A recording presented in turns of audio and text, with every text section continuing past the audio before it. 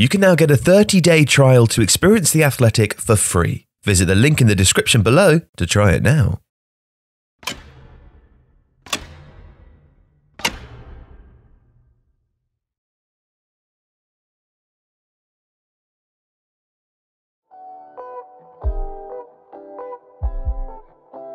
Hello, we're going to talk about Arsenal and some tactics, specifically Mikel Arteta's tactics and the sort of weirder ones that don't fully make sense some of the time.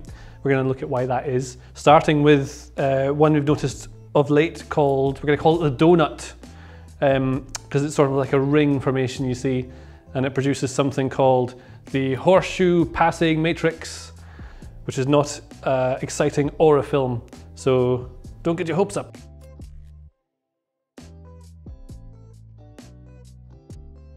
Here with this, right, this was a 4-2-3-1 that Arsenal played against Fulham.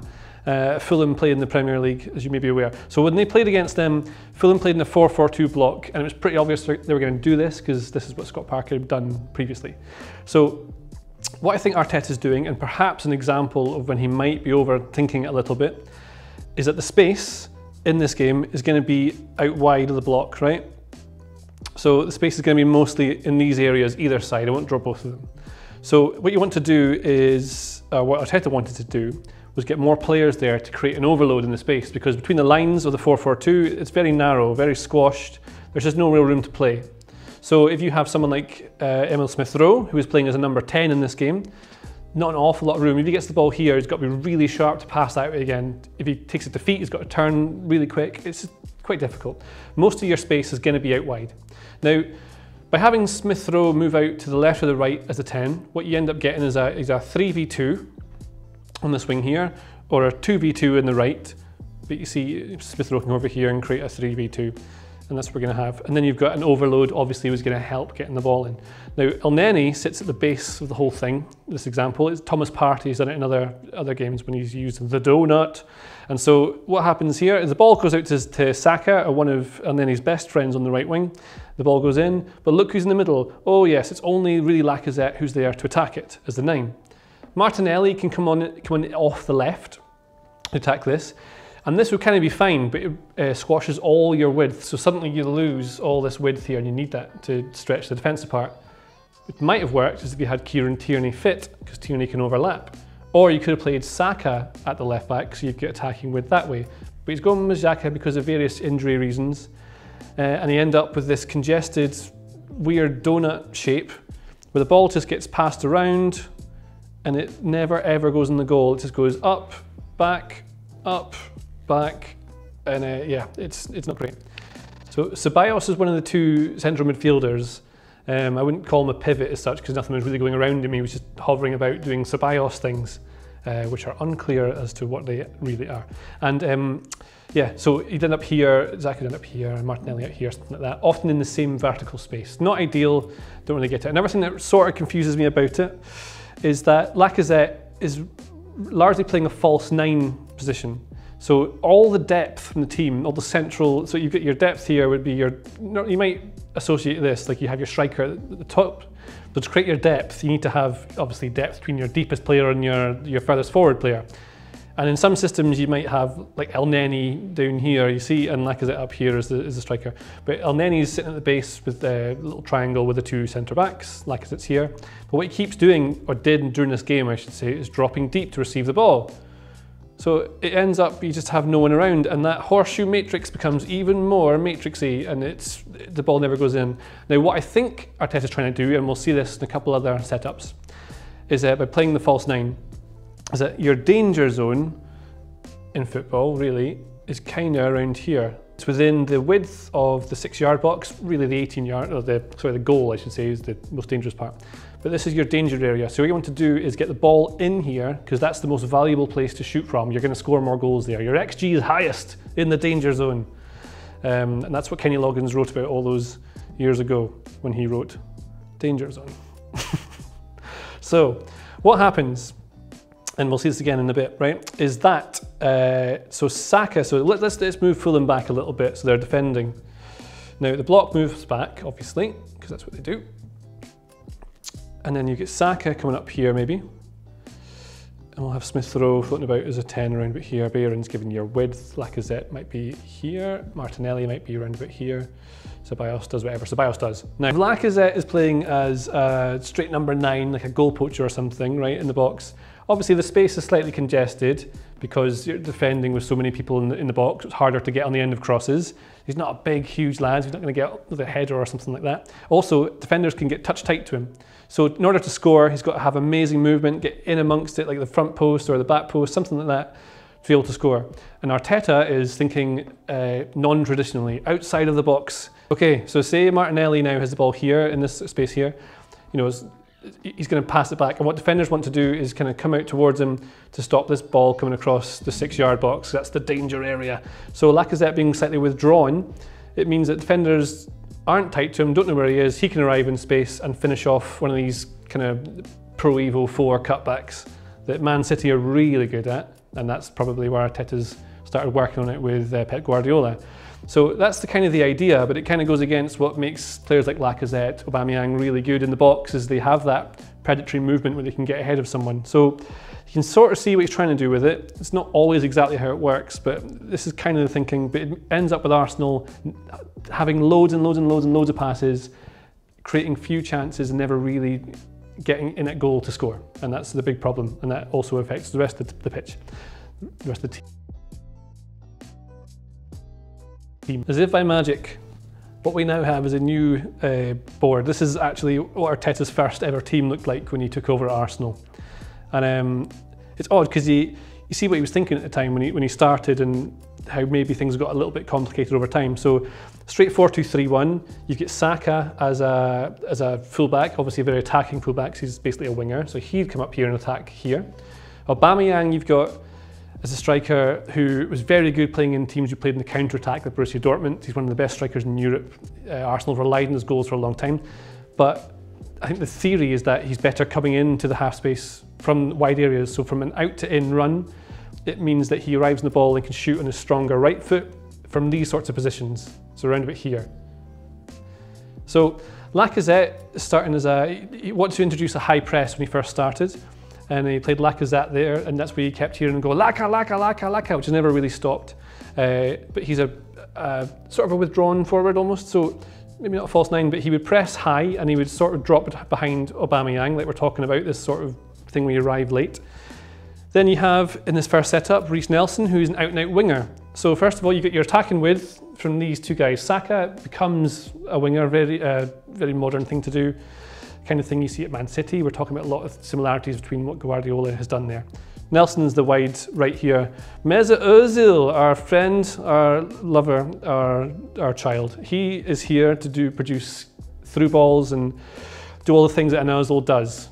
Lots of lovely passes, penetrative passes that can open up chances for people like Aubameyang to get in behind. So say Ozil cuts a bit here, he's able to thread these sorts of balls that Aubameyang can run onto. That's the sort of thing he's looking for. Or also, if Ozil's a bit deeper, he's able to spot the ball that's going to get Reiss Nelson in when Nelson makes a run from his position. All these sorts of things make total sense in attack. Xhaka, centre midfielder, obvious. Lucas Torreira, a ball-winning midfielder, so he's there to win the ball. Maitland-Niles, another similarity with what is happening at Manchester City. Sort of an innovation, not an innovation, but something he's worked on before and is relatively new. A right-back who is basically a central midfielder who moves into midfield to form a 3. So you end up something like this, your 3 here. Then your 2 centre-backs come up to push up because you're playing a high defensive line. And that's largely what the teams are looked like. Attacking is a 2-3-5, but really a 4-2-3-1 on the team sheet.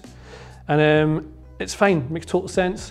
Didn't really work. And it's probably down to personnel, maybe just a new manager coming in, all the ideas not quite working. This game ended, I think it was, might have been a 1-1 draw with Bournemouth. Pretty sure it was. So not an ideal start. But soon after, there was this thing called the coronavirus that you may have heard of. And when that happened, Arteta had a bit of time to try something new. So this is the team that played against Manchester City, the first game back from lockdown, the first one, after they had that big long break. And so we'd obviously had time to think, which might not be a good thing. So what you see here is Arsenal were basically in a sort of Christmas tree formation. a lovely tree, or just a triangle, I suppose. It doesn't have to be a tree, but you've got a 4-3-2-1. And although Saka and Aubameyang would move into wide positions as a 3 when they're attacking, in defence, it was very much like this. There's a couple of reasons for it. Now, when they're pressing high up the pitch, because we know how City play, the idea was that by having these players in this sort of Christmas tree shape, you're blocking off the direct pass from, say, Laporte into Silva or from Garcia into De Bruyne, because they're largely covering that. But they can also move across to block the pass over here if they want, which then leaves this one free, but you get someone like Xhaka who can push up to get tight to him. Gundogan can come up here next to Guendouzi, and Willock can come into Silva. So the idea is that you've got players who can go man-to-man largely, and Man City are playing it from the back. But I think it's actually a very defensive thing that he's done here. And what you don't tend to hear from footballers or attackers is that I just didn't know the defender was going to do that, so it cancelled him out. It's generally the attacking players, the creative ones, who catch you by surprise, do something new. Defenders largely kind of want to be in place to stop it. Now, when City attack, they attack with like a WM type thing. So we'll do this, right? In fact, we'll push these all back a little bit. Now, City, they take two wide players, really wide. They have a centre forward there, none of this false nine stuff.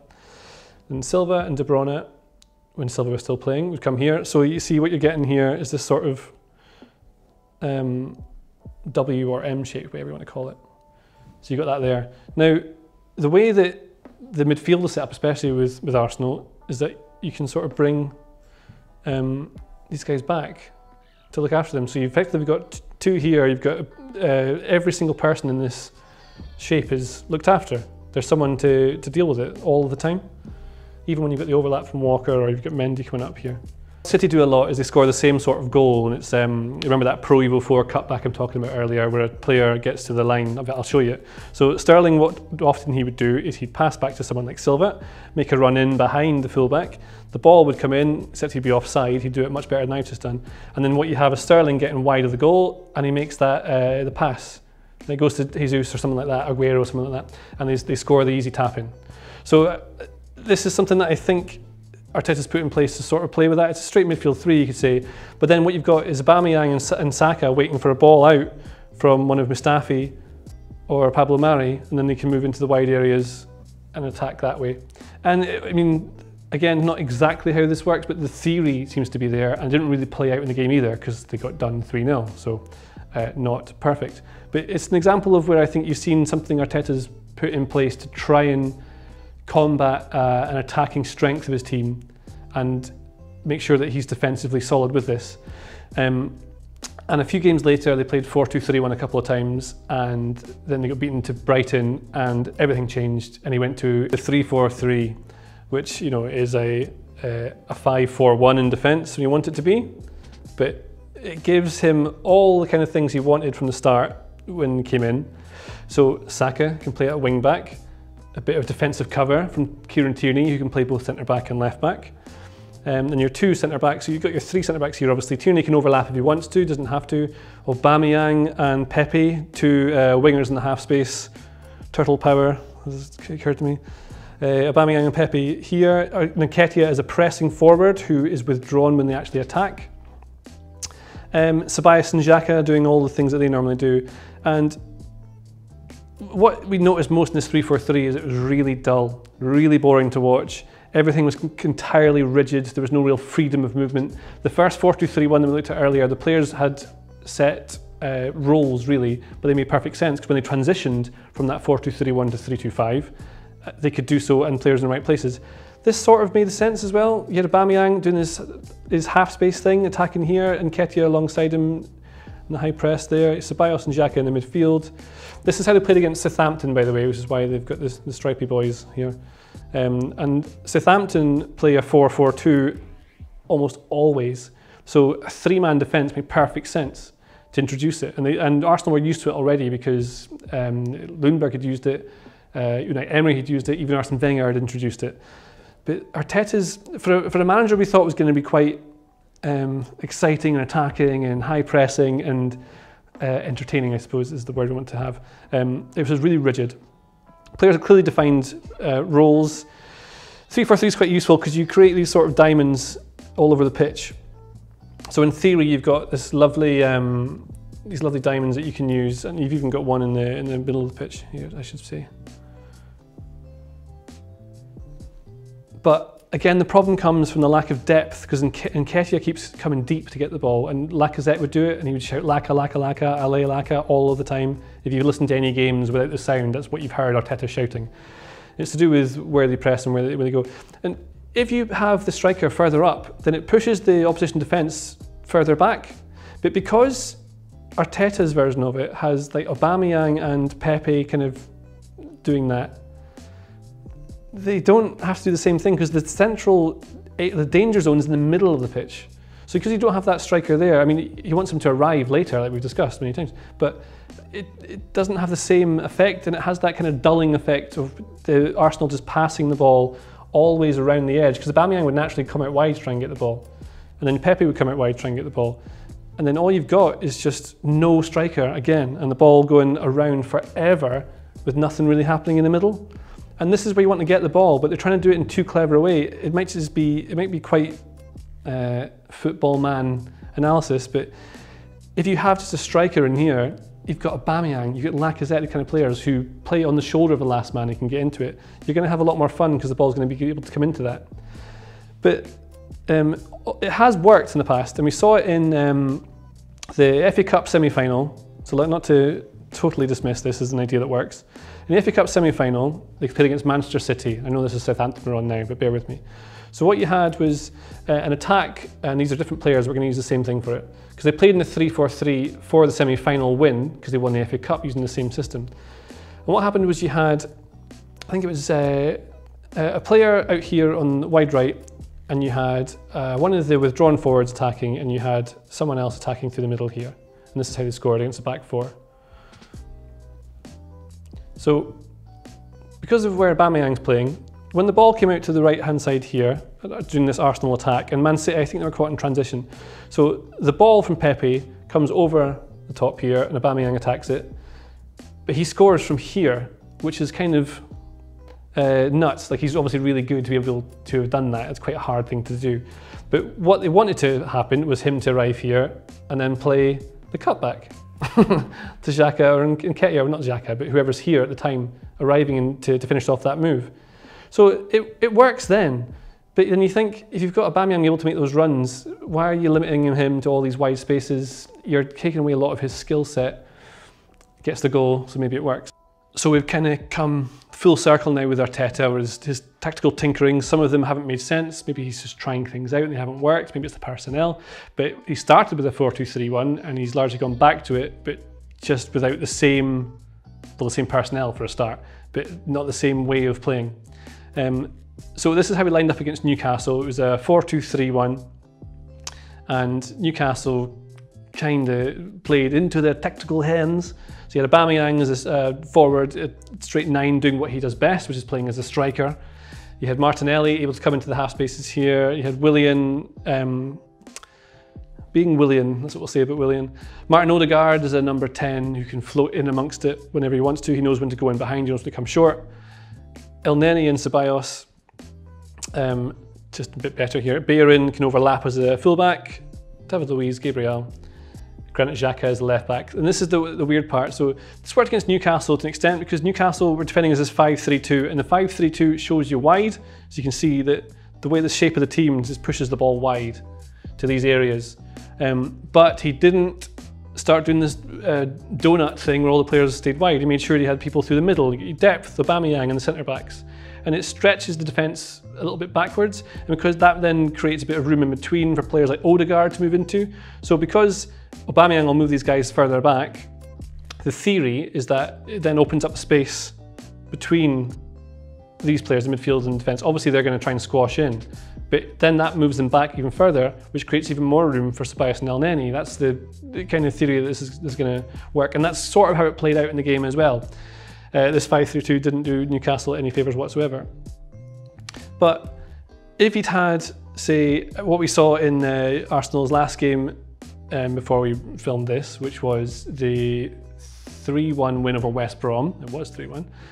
You had Bukayo Saka, who obviously started at left back in Arteta's first ever game at left back, and it worked really well. So he comes up here, and straight away that gives you more space for Martinelli to come inside rather than having to stay out wide. It means you've got Aubameyang as your striker in here. You've got Odegaard able to float around, Willian doing whatever he wants to do here, and the whole thing kind of it just makes sense. You have your 5 here. You've got your 2 if Bayern moves in, but largely here. You've got a box midfield, which works for what Arsenal want to do, and the problem is that Arteta's tried lots of different things. None of them seem to have worked, and the players don't have any consistency to really work with. And you'd think next season he'll have to settle on a set system that he likes to try and have, not necessarily a plan A that you always rely on, but just something that players know, and then get players that fit it and make sure he keeps playing them. Because we've seen over large parts, if he makes them defensive, it doesn't always work with the 3-4-3. Some of the things with the false 9 doesn't work, probably because of the personnel. You think how it works at Man City, it's players like Kevin De Bruyne or Bernardo Silva. It's not Lacazette or Aubameyang who are outright 9s. So although some of it hasn't worked, some of it probably has, and I think we'll see from Arteta next season is something that does work if he gets the time to do it and is given the resources to bring them in. Otherwise, who knows? And that's Arsenal. If you like this video, please subscribe to Tifo to help us reach 1 million subscribers. The Athletic brings you the best sports journalism in the world in a personalised experience, connecting you with the stories and teams that you care about the most. There's coverage of 13 sports, plus direct access to world-class journalists through live Q&As, discussions and podcasts. Not to mention, it's all ad-free. And you can try it now for free for 30 days by clicking the link in the description.